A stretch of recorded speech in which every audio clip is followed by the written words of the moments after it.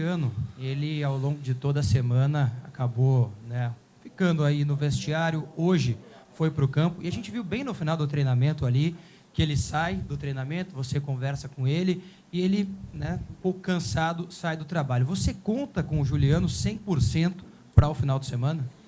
Quero ver se a gente consegue contar. Vamos ver como é que vai acordar amanhã, né? Porque ele começou a semana, manifestou alguma coisa no posterior, ficou esses dias ausente, fez quase que a totalidade do trabalho e saiu da atividade. Vamos ver como é que, efetivamente, amanhã, o resultado do trabalho mais forte hoje, como é que ele reage. Quero poder contar, mas não tenho a certeza, não tenho 100% se vou conseguir. Roger, jogo do primeiro turno entre Grêmio e Atlético foi talvez uma das grandes apresentações do Grêmio, né, e de um time nesse campeonato brasileiro. Não sei se você concorda com isso. E o que dá para trazer daquela atuação do Grêmio naquele primeiro jogo para essa partida na Arena? Ou são coisas e circunstâncias completamente distintas? Acho que estrategicamente o jogo foi bem cumprido pela gente em Belo Horizonte.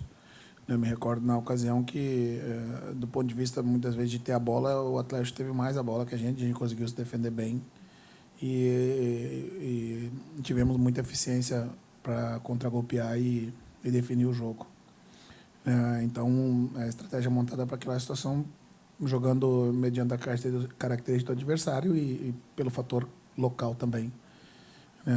Jogando em casa, naturalmente, a gente precisa propor um pouco mais o jogo. Acredito que vai ser um jogo com características diferentes daquele do primeiro turno. Mas espero que seja um jogo tão bom quanto foi aquele e que a gente consiga vencer. Ô Roger, você imagina que, mesmo faltando pouco, o Atlético possa mudar a característica domingo em virtude da saída do Levir? Não, acho pouco provável. Porque com o tempo que o Levir esteve à frente do Atlético, estruturou uma forma de jogar pela característica dos jogadores que tinha na sua mão.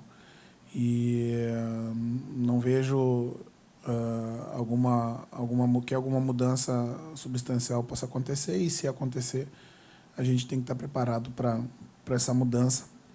Mas acredito que, se for haver alguma mudança, será uma questão de nome e característica dos jogadores jogando nas mesmas funções. O Roger, o Atlético tirou o Levir, agora já está negociando com o novo treinador, pensando em 2016, e foi um choque para eles o título do Corinthians, pois eles ainda acreditavam no título, principalmente no confronto direto algumas rodadas. Você vê o Grêmio um pouco mais motivado pelo vice-campeonato e o Atlético, no momento, um pouco mais desestabilizado. Isso pode ser uma vantagem para o Grêmio, não só no jogo de amanhã, mas também pensando no vice-campeonato na última rodada? Então, o que eu posso falar pela nossa motivação de conquistar o segundo lugar. Talvez, se nós não tivéssemos esse confronto direto, nós não teríamos essa possibilidade. Teríamos que contar somente com o tropeço do nosso adversário, que está à nossa frente, e que a gente vencesse os dois compromissos.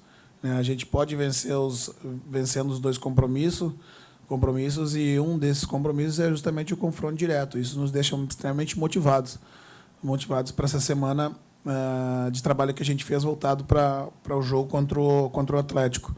O fato do nosso adversário estar sem o treinador, que deixou nas últimas 2 rodadas, para nós independe nossos objetivos, da nossa motivação para o jogo. Mas assim como eu imagino que quando o jogador recebeu uma oportunidade em partidas finais de ano, pensando no próximo ano, eu queria sempre mostrar trabalho e atuar bem. E com a possibilidade de manter o segundo colocado da competição maior do país, eu acho que por si só já é uma motivação. A gente está motivado justamente por isso, para tentar tomar o segundo lugar do Atlético, e fechar um ano em alta. Financeiramente, Roger, a gente sabe que o segundo lugar vale 2 milhões de reais. Mas esportivamente no Brasil se diz muito que o segundo lugar é o primeiro dos últimos, né? Por que buscar o segundo lugar? Que diferença tem do terceiro? A motivação que se traz isso? No Brasil, como você disse, a gente olha assim, né? Mas quem olha de fora vê diferente. né? Então, quando se analisa o Campeonato Brasileiro, se analisa internamente, mas o restante do cenário mundial analisa de outra forma, diferente um pouco da nossa.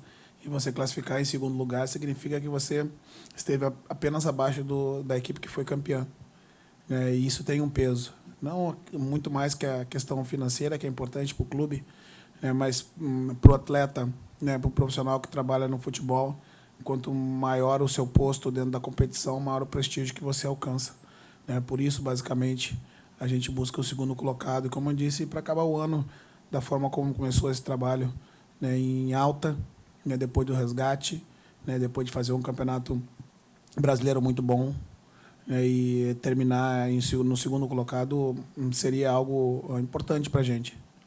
Roger, a gente sabe que ainda tem mais um treino amanhã, mas já dá para confirmar o Everton nessa equipe como titular ou ainda não?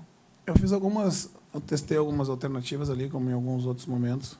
Aí eu vou ter que esperar, como eu disse na primeira pergunta, quando fui perguntado sobre o Juliano, como o Juliano vai estar amanhã, se eu poderei contar com ele, isso vai influenciar na decisão da escalação, né? Mas de certo é que o Everton deve ter mais uma oportunidade, né, para poder nos mostrar que pode nos ajudar, né? E o Pedro é a minha alternativa também.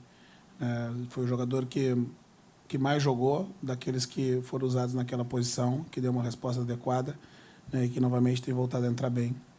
Eu ganho com isso, tendo jogadores com o mesmo perfil, né, e em momentos da partida posso usar diferente característica, mas vou ter que aguardar um pouquinho até amanhã para saber, né, como é que eu vou fazer o casamento das posições do lado do campo com ou sem o Juliano.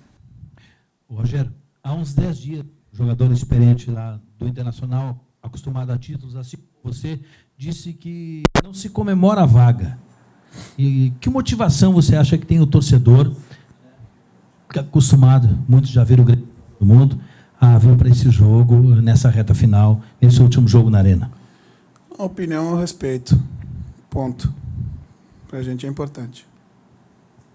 Ô, Roger, o Grêmio está praticamente na Libertadores, né, embora ainda falte uma outra questão matemática, e já tem a sua renovação lá para 2016. Você imagina que o Grêmio sai na frente com isso e com a ideia de manutenção para as disputas do ano que vem? Desculpa, tu pode repetir que eu me perdi no meio do caminho. O Grêmio praticamente está na Libertadores, né, do ano que vem. Já renovou com você, está num processo de manutenção de elenco. O Grêmio sai na frente em questão de disputas que virão no ano que vem? Para aquisições. Não, em termos de disputas de competições, o que o Grêmio vai disputar ano que vem, Libertadores, as competições principais. Sabedor já do que vai, exatamente, do calendário do planejamento, que o calendário, sim. enfim. Não, nesse sentido, sim, né? Não sai na frente, mas a gente se coloca numa posição de poder planejar um pouco melhor.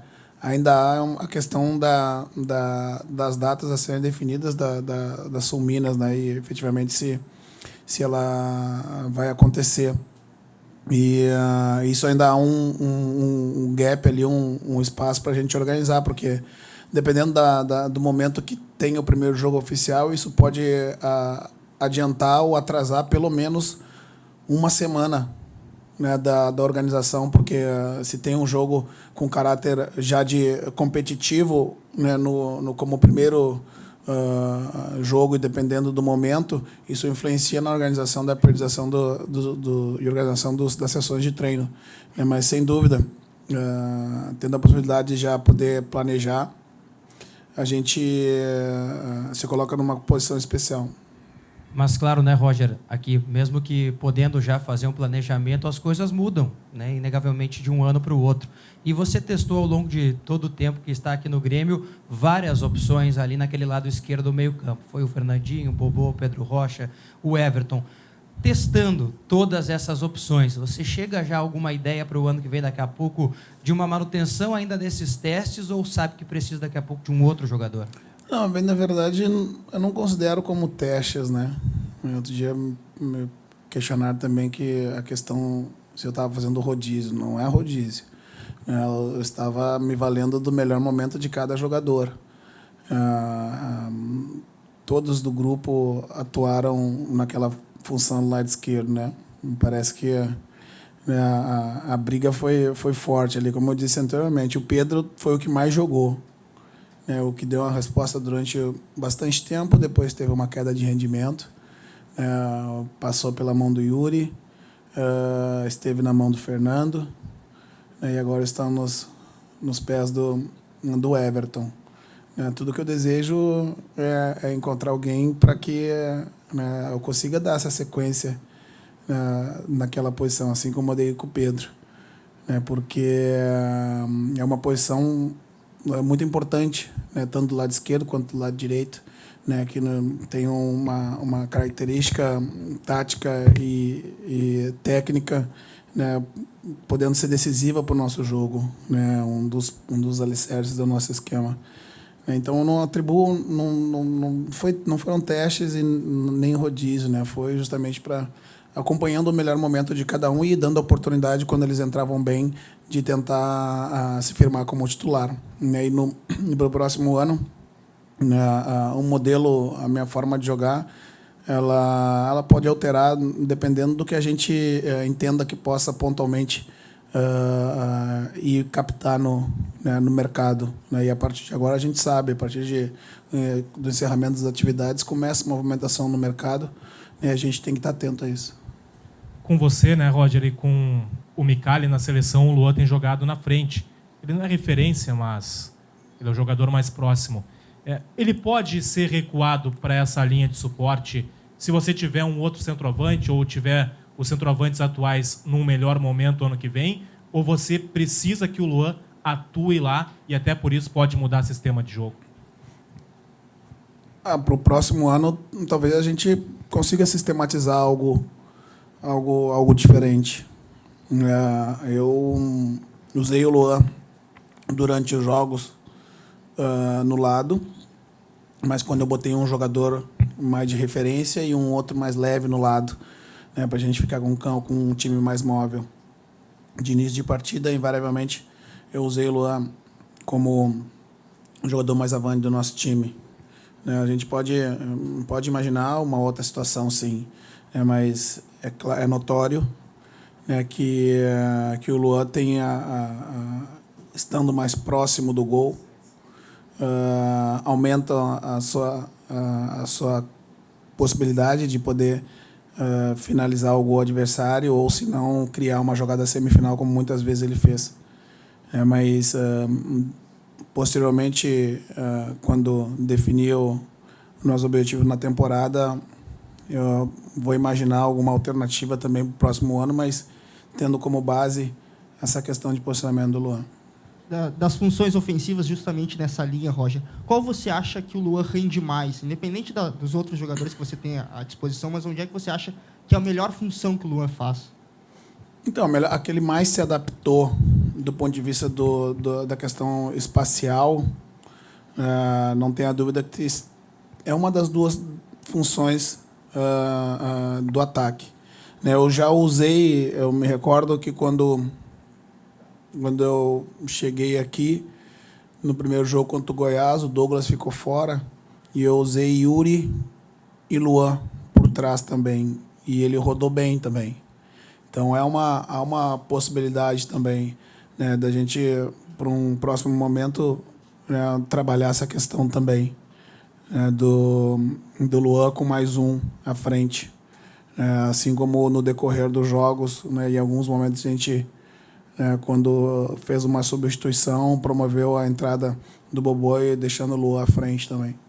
Então, são possibilidades que a gente imagina, né, entendendo a característica do jogador e a necessidade do nosso jogo, né, para tentar sempre elevar o nível do time, né, e, por consequência, individualmente do jogador.